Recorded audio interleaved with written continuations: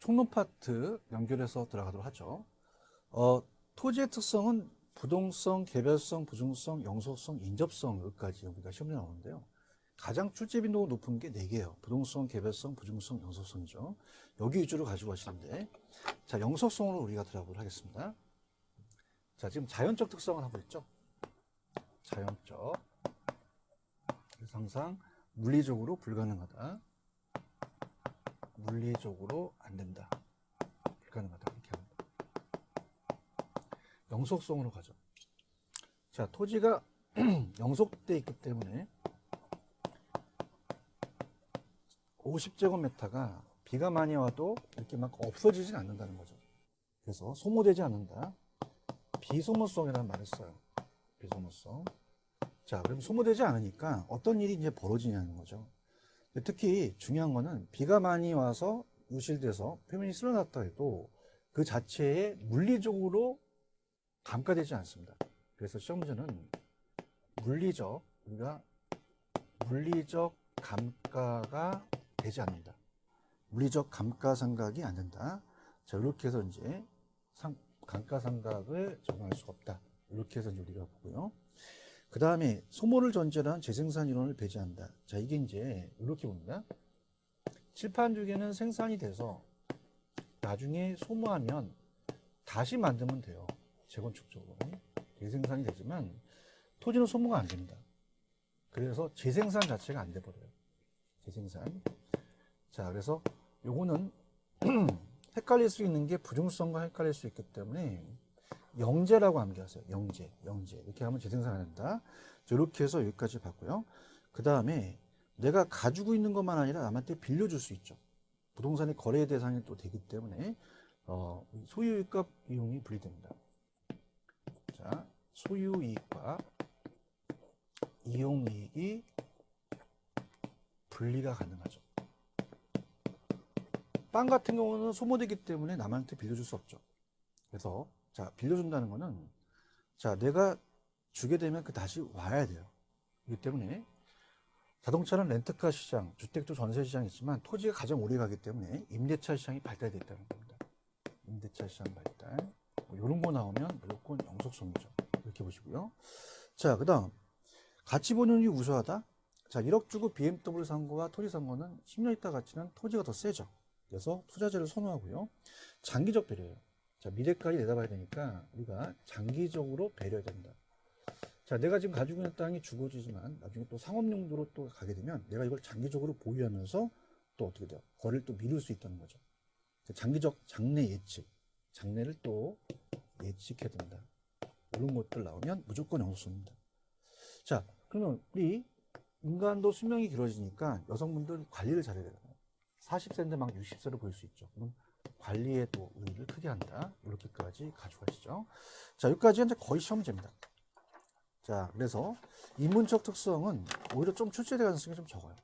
자, 우리가 지역마다 다르기 때문에 부동산이 지역별 격차가 생긴다는 자체도 이 자연적 특성 때문에 다 부동산 시장의 특성이 만들어지거든요. 자, 그러면 인문적 특성은 자, 물리적으로 불가능했던 게 자연적이라면 자, 여기는 농도적이나 경제적으로 항상 가능하다라는 게 튀어나오거든요. 자, 그래서 용도 다양성과 병합 분할의 가능성 위주로 가는데요. 우리가 용도가 다양해요. 그럼 용도가 다양하기 때문에 어떤 게 되냐.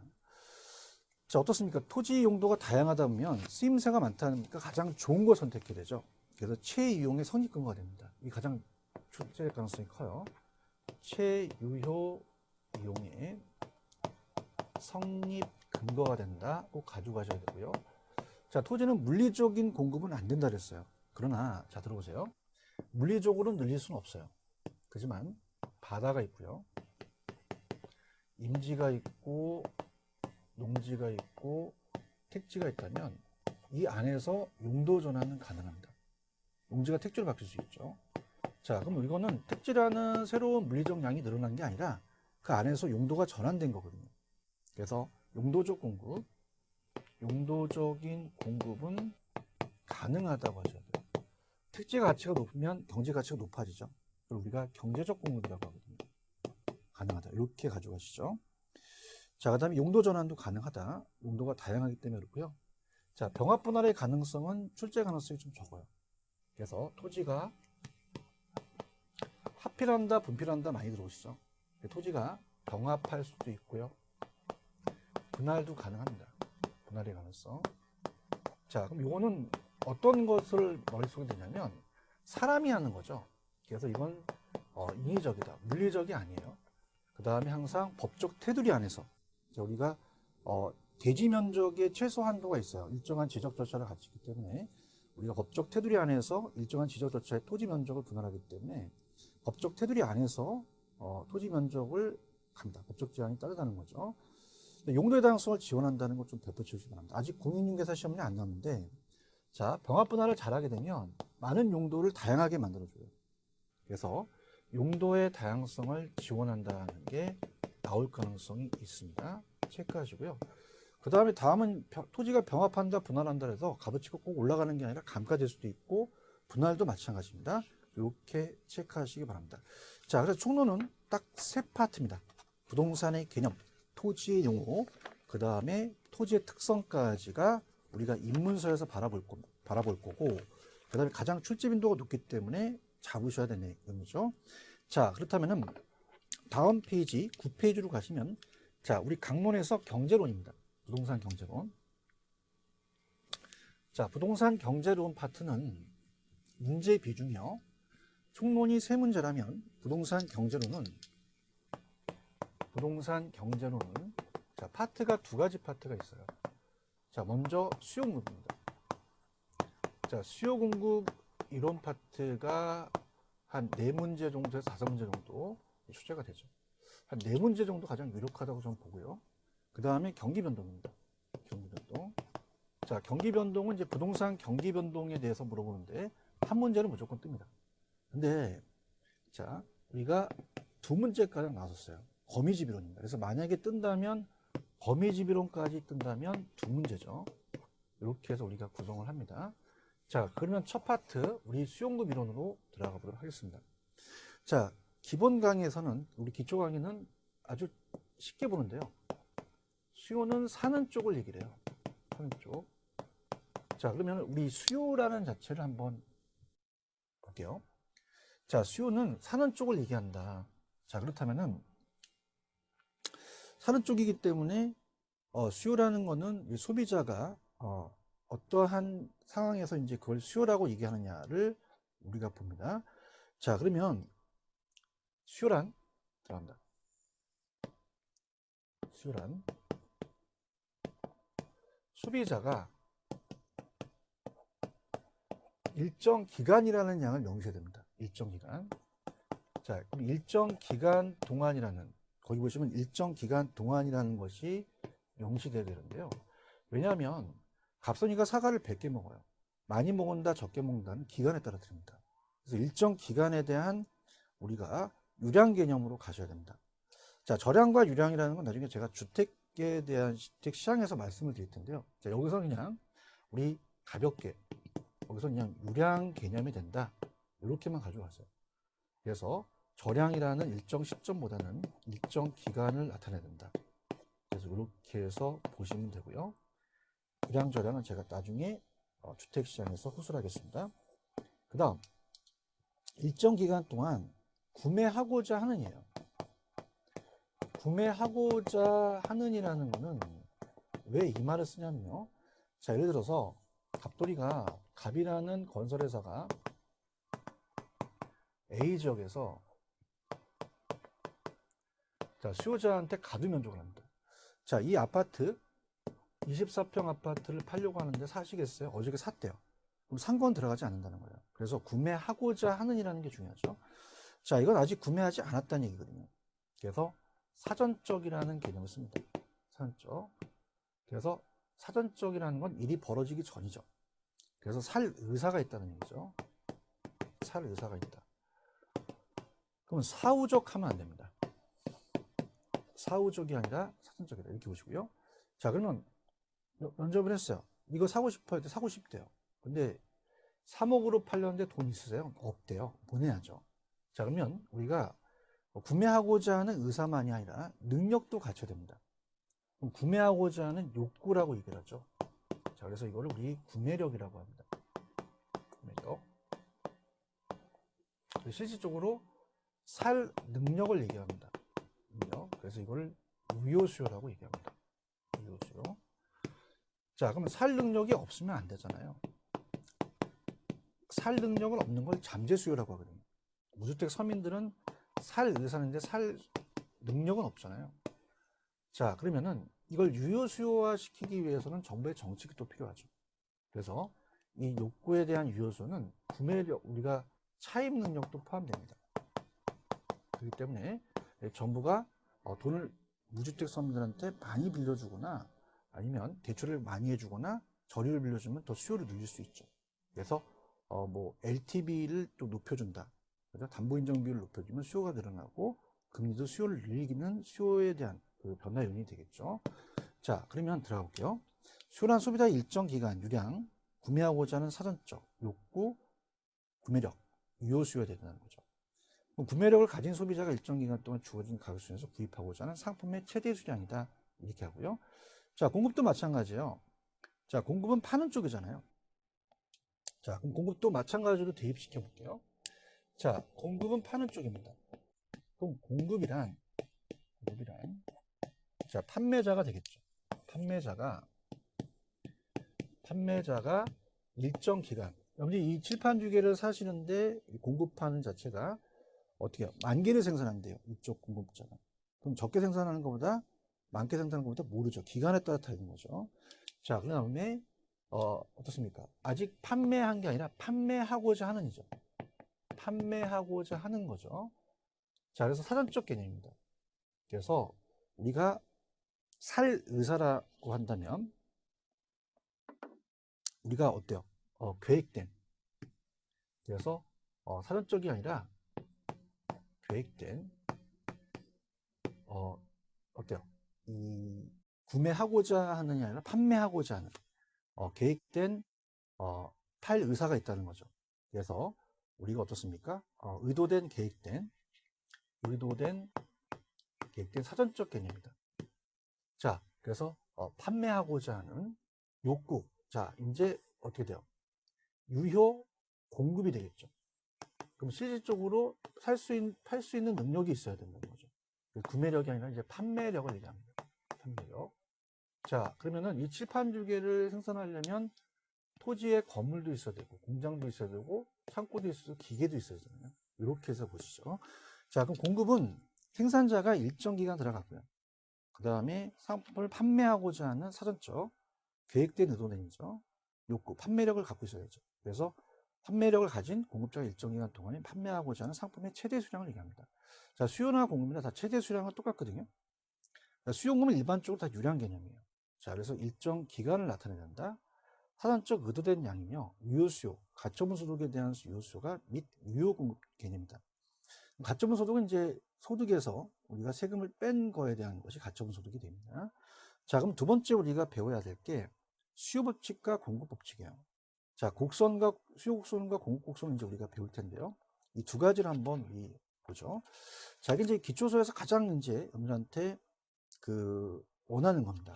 자, 그래서 법칙은 뭐며, 자, 그 다음에 어떻습니까? 곡선은 어떻게 만들어지냐? 이게 이제 구성이 되는데요. 자, 법칙이라는 건 가격이에요. 가격. 그래서 우리가 함수 관계가 독립변수가 종속변수에 영향을 줍니다. 그게 가격일 수 있고 가격이 위일 수 있죠.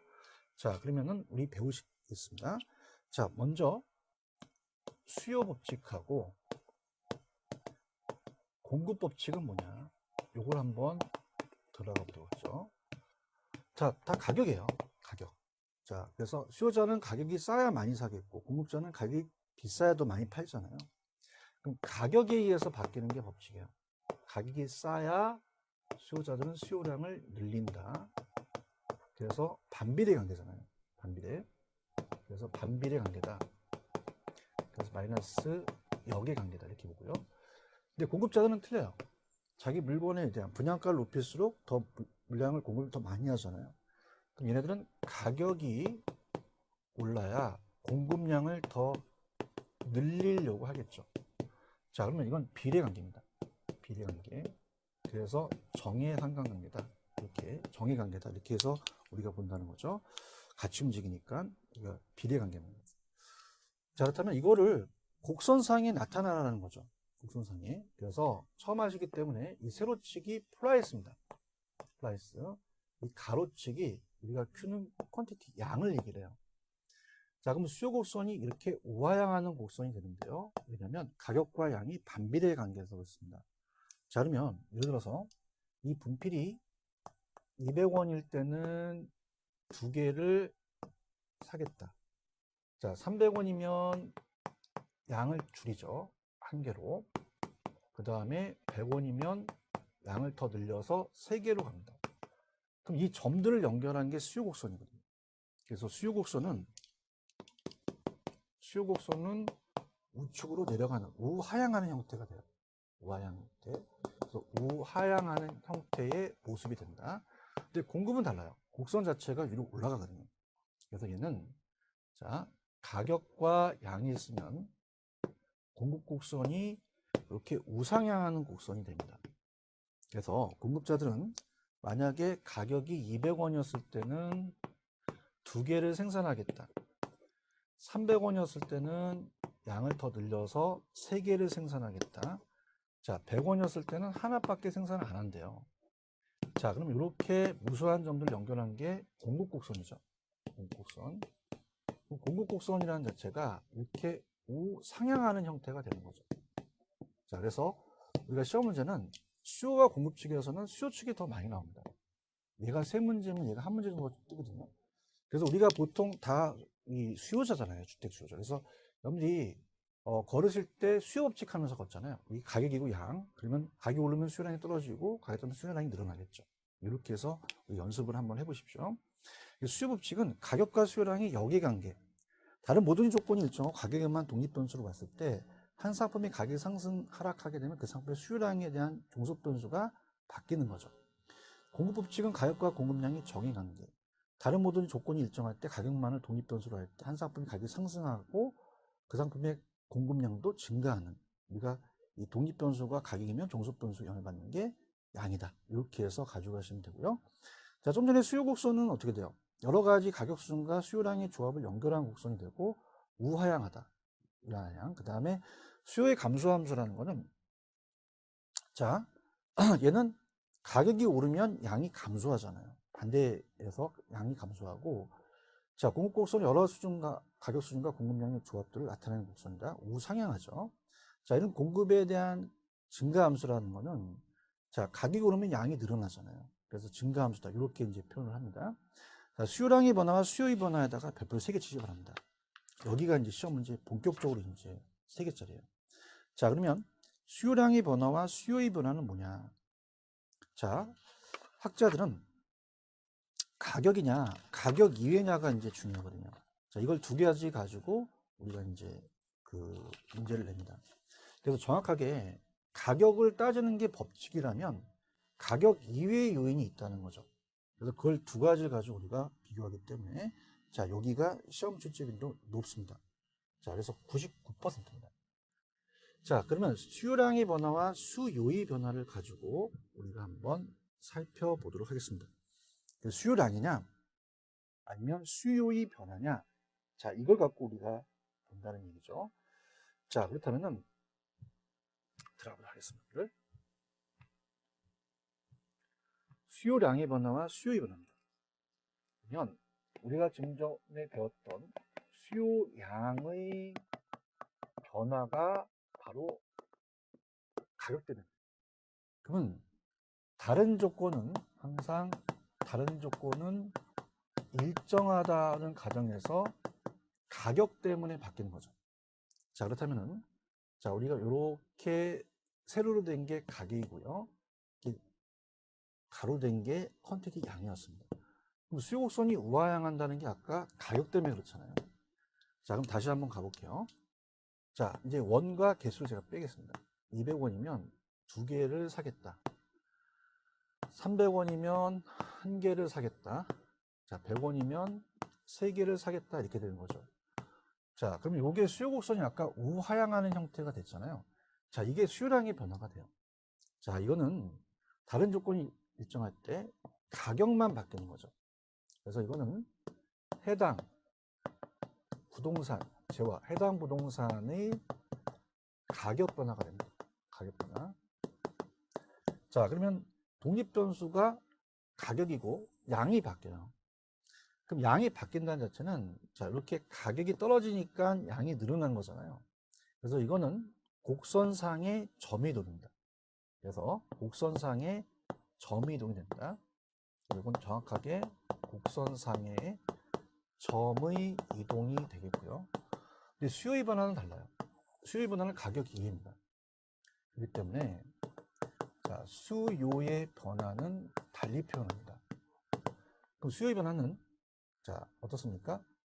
가격이 일정한 상태에서 다른 게 바뀌거든요. 자, 그럼 이거는 해당 부동산의 가격 변화가 됩니다. 가격 변화. 자, 그래서 가격과 양이면 이렇게 되는 거죠. 그럼 가격은 일정한 상태에서 다른 게 바뀌어요. 다른 게. 그래서 이렇게 움직인다는 겁니다. 이렇게. 그래서 곡선 자체가 움직이거든요. 그래서 독립변수가 가격은 일정한 상태에서 다른 게 바뀌기 때문에 자, 이렇게 수요량이 변한다는 종속변수는 같지만 표현은 다르다는 거죠. 그래서 자, 금리를 봅니다. 항상 금리가 잘 나오기 때문에 자, 금리가 인하되면 사람들은 수요를 더 많이 할 거예요. 그래서 우리가 수요가 증가됩니다. 증가. 그래서 우측 이동이 되죠. 우측으로 가고요. 우측으로 이동합니다. 자, 이걸 이제 우상향이라고 하는데 거기까지는 가지 마세요. 자, 이 기본 강의에서 그냥 우측 좌측만 가시기 바랍니다. 자, 그 다음에 금리를 인상합니다. 그 금리를 인상하게 되면 수요를 줄이죠. 수요가 감소하기 때문에 수요 곡선이 좌측으로 움직인다는 거죠. 좌측. 여기까지. 자, 그럼 우리가 자, 이번 과정에서는 여기까지 한다면 이제 그 변화율은 다음 시간에 갈 텐데요. 자, 이렇게 한번 보세요. 이미 처음 하기 힘드시잖아요. 그럼 자, 우리 편법을 좀 이용하겠습니다. 자, 수요량의 변화는 동그라미 붙잖아요. 그럼 이건 점의 이동으로 가져가십시오. 근데 얘는 양이 안 붙었으니까 점의 이동이 아니라 이건 곡선 자체의 이동으로 가져가세요. 그래서 곡선 자체의 이동이다. 이렇게 보시기 바랍니다. 자, 그러면 일단 책에 C페이지 가시면은 수요량의 변화는 수요 법칙 생각하시면 돼요. 당해 재화의 가격 변화에 의한 수요량의 변화니까 동일 수요 곡선 상에서 점의 이동이고 수요의 변화는 당해 재화 가격 이외다 보니까 곡선 자체의 이동이다. 자, 이렇게만 정리하시기 바랍니다. 자, 이번 시간 여기까지입니다. 다음 시간에 뵙도록 하겠습니다. 감사합니다.